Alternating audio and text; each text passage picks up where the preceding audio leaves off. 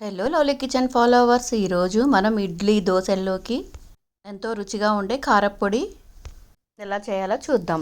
ఒక చిన్న గ్లాసు శనగపప్పు, మినప్పప్పు రెండు కూడా సేమ్ కొలతలతో తీసుకోవాలండి. ఇప్పుడు ఈ రెండింటిని మనం దూరగా వేయించి 2 కప్పుల ధనియాలని, కొద్దిగా జీలకర్రని కూడా దూరగా వేయించుకోవాలి. డ్రై రోస్ట్ చేసుకోవాలండి. కరివేపాకు కూడా వేసి డ్రై రోస్ట్ అయ్యేంత వరకు వేయించుకోవాలి. ఇప్పుడు మనం ముందుగా వేయించుకున్న శనగపప్పు, మినప్పప్పు మిశ్రమంలోకి ఇది ట్రాన్స్ఫర్ చేసుకోవాలండి. చూసారు కదా, ఈ విధంగా మొత్తం చల్లారిన తర్వాత దీనిలో తగినంత ఉప్పును వేసుకోవాలి.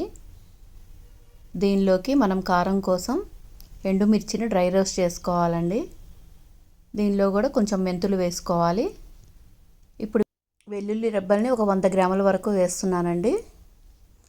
వీటన్నిటినీ కలిపి మనం మిక్సీ జార్లోకి వేసుకొని పౌడర్ చేసుకోవాలి.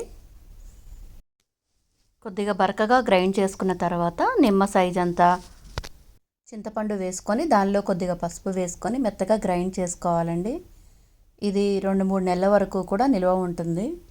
ఎయిర్ టైట్ కంటైనర్లో స్టోర్ చేసుకోవచ్చు. ఈ వీడియో నచ్చినట్టయితే లైక్ చేసి సబ్స్క్రైబ్ చేయండి. Thank you.